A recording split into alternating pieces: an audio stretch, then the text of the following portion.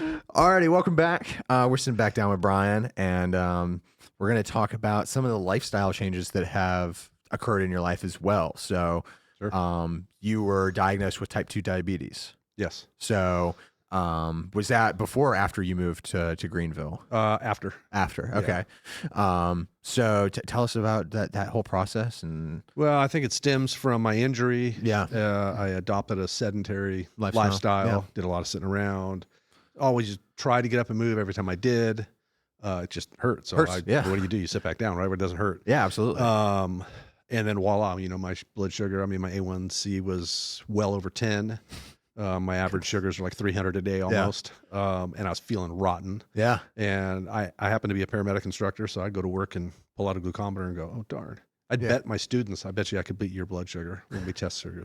And I'd win. Yeah.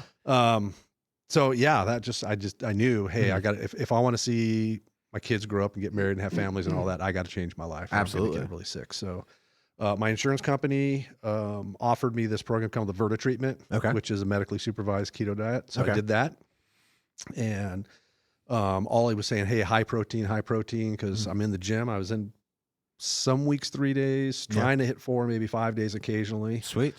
And the Verta people said, no, not high protein. And Ollie's like, high protein. I go, well, this is why I'm not. And so we had discussions about how can you incrementally increase your protein, but don't let it tip your blood sugars up. So what was their issue with the high protein? Did they give you specifics? Yeah, so they measure protein in ounces, no more than 15 ounces of protein-containing food. An ounce is approximately 9 grams-ish, depending on what you're eating. But if you consume over 4 or 5 at a meal, your body may have a tendency to convert some of that into glucose. Right. And in my case, that's not a good idea. Right. Okay, sweet. So they're trying to limit it. Can I interrupt real quick? Yeah. The average person is not a big deal. Yeah, no, So absolutely. the average person, if you don't start thinking, if you're an average person, oh my gosh, if I have a bunch of extra protein, I'm going to get a bunch of blood sugar. No, you're fine. Don't worry about it. This is a very specific thing, very specific person. This is what I learned about the medical aspect of protein and how it breaks down in the body and other triggers it has. Right. Yeah. If you're not a type 2 diabetic, if your insulin's working like it's supposed to, you will not have that problem. Yeah, I think this is so. I want to hit on a couple things here. Is that, like Ollie said, you were actively in the beginning stages of fighting a disease, so they had to be very strict. Yes. And there is a chance of protein converting to carbohydrates or glucose, which is why some guys who eat like crazy high protein diets, you're just eating expensive carbs, bro. Like you do not need to eat that much protein, I promise. But it tastes good. It does taste good. But like the general bodybuilding stuff of like a gram of protein per pound of body weight, medically we can see that's plenty. Unless again, there's very substantial or specific cases. But that's not this conversation. The main point that I wanted to hit on is that type 2 diabetes can be reversed. If you want to make a lifestyle change and revert to an active lifestyle that you had one before an injury, that's very common. I feel like you have some big life event change and you adopt a sedentary lifestyle, especially when you have something as adverse as pain to deal with when you try to move. Like, of course you're going to stop moving. Like you can't be blamed for that. Right. But now that you have the ability and the tools necessary to attenuate that, you're getting to the point. I mean, we were just talking off camera. It sounded like you may be able to get off medication soon. That's huge. Yeah, I think probably within 2 months they'll cut my dose in half. Sweet. If not, eliminate it. We'll see. Yeah, see what that is fantastic. Like all your markers are looking really good. That must be exciting. Yeah. And the other thing I want to mention to it is the mental aspect. Yeah. And this is where Ollie really helped out because I was just in a funk and I tried, it's not for lack of trying, but I just couldn't get myself going. With his guidance, I was able to take kind of more baby steps and build some confidence. So I kind of got out of my probably depression. Yeah. Thinking, well, my life's over. No, it's not. I can move. I can do things.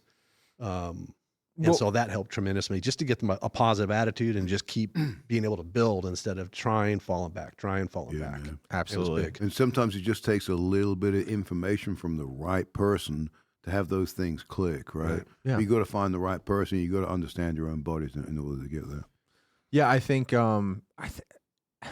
it's hard to be objective in situations like that, especially where you're looking at.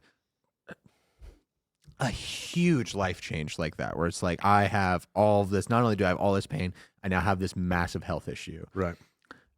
The last thing you want to do is go to a gym. You know what I mean? Like, but that's what you needed. And you were able to find someone who could not only teach you, but support you. Like, this is something that it was a huge undergoing for you.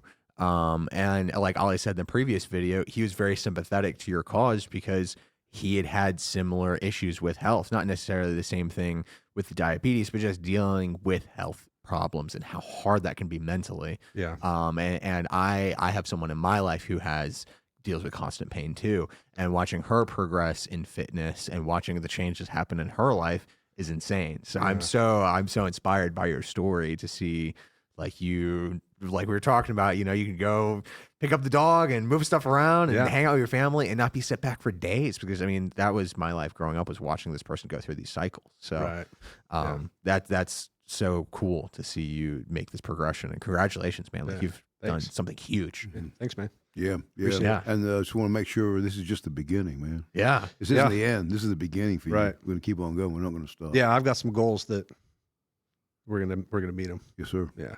Sweet. Yeah. Well, listen, you can come back and tell us how you crushed them, hopefully in a couple months. That'd be sweet. I'll bring you some videos of me jumping off rocks on my bike. Sweet. So is that something you got into a lot? Was previously you said you were into surfing? And I grew up surfing. Got a little bit older. I became a paramedic EMT, worked in the fire department. Got into mountain biking out in San Diego. I had a bunch of friends. We'd mountain bike. We'd a bunch of guys in the fire department. We'd road bike. Yeah.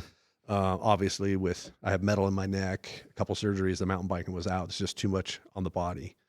But I went last Saturday. I put in 7 miles, which doesn't sound like much, but a year ago I wouldn't have been able to finish 7 miles. Yeah. Yeah. So the goal is, I did some amateur bike racing. I was usually the last guy across the finish line, but it didn't matter. I finished. So the goal is, by the time I'm 60, I want to try to find an amateur race and, sweet, man, do like 21 miles or something. Fantastic. And I just got to finish. Yeah. Before the timeline, before they time me out. Well, that's awesome, man. I have full confidence, and it's very encouraging to hear your story and your determination, man. So thank you so much for coming and sitting down with us. Absolutely. Thanks for having me. Yeah. Appreciate it.